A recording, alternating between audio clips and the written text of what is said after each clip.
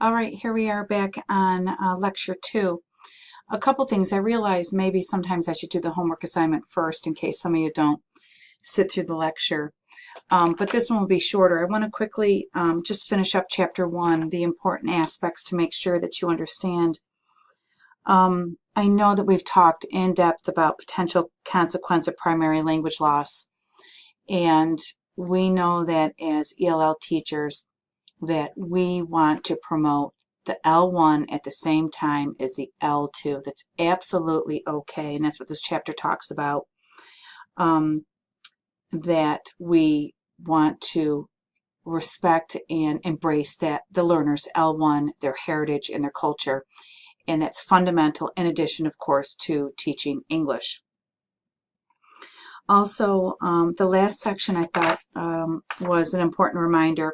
Again, things that are fundamental that we know that when you meet your new students, and you'll be doing this, some of you have an OP, will have a more personal relationship, but that it's important to understand the languages and literacies they're using at home. Are they in L1 or L2? What their ELP, their language proficiency level is. We want to know their educational history in their home country and here in their new country. The reason they're here, and don't be shy, it's okay to talk about it with their parent. And siblings, home life, sometimes that could get awkward, parent-home life, but siblings is always okay. And then it's helpful to find out the parent's educational history. Sometimes the parents don't have any education, and I think just socially you'd have to navigate that yourself when you ask and explore. But basically you want to know, hey, how much literacy input, how much comprehensible input are these students getting at home in their L1 and their L2? So when you have them in your classroom, you have a much better idea of where they have been and what they're facing.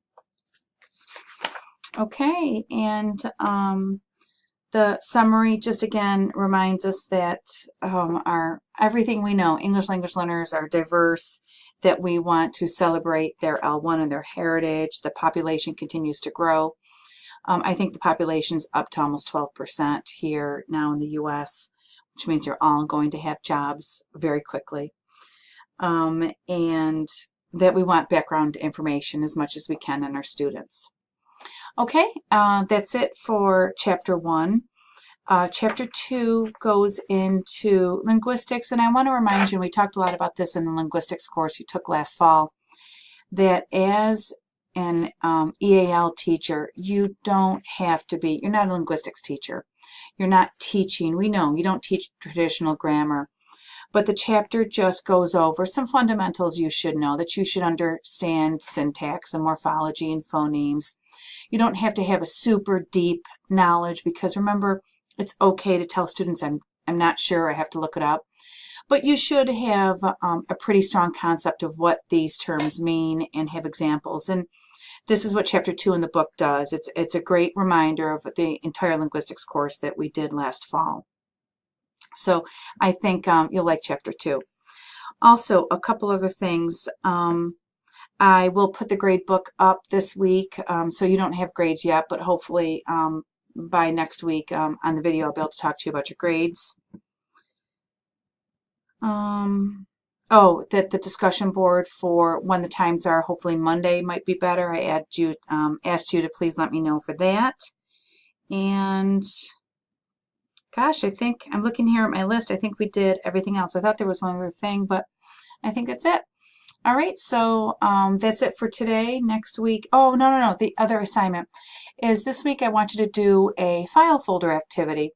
Because this is a methods course, we will do a few, I'll teach you a few things. I'd like you to get used to a few applications and approaches you can use in your classrooms. And one is the file folder activity, and it's in the syllabus. And we talked a little bit about last semester. It's really great. There's an example. Let's see if I can get to that syllabus here. Oh, wait, let me shrink my video. Here it is.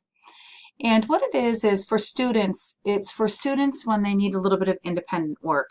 Let's say you're working with a group and some students are way ahead. You can tell them to go take a file folder. And it's just a self-contained manila file. And you just make an activity that's focusing on any particular area you want. This particular one is compound words. So for example, they have different snowmen in the bodies. So it would be dish soap, dish rag, snowman, snowball. And one side of the file folder has the snowman, the other have the balls. You could do it with ice cream cone and ice cream scoops. You can just do it with pictures and words.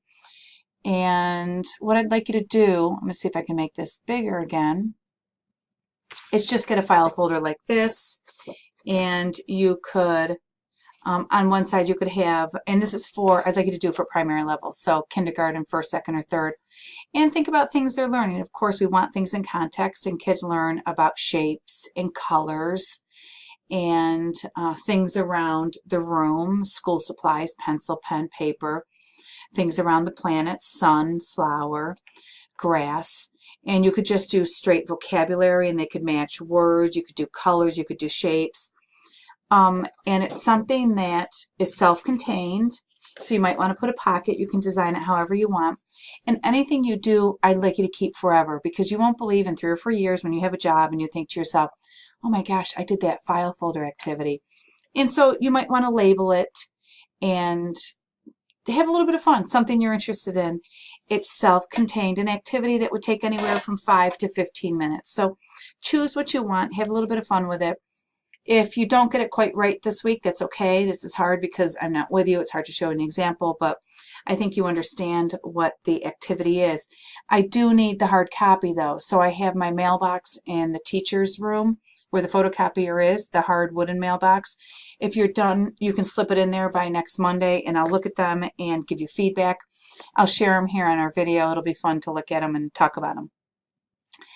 And if you have any questions, feel free to email me. If not, then that's it. I'll upload these videos. And let's have someone finish in prayer. So I'll give a minute of silence, and one of you just take a minute here and close us in prayer today. Thanks.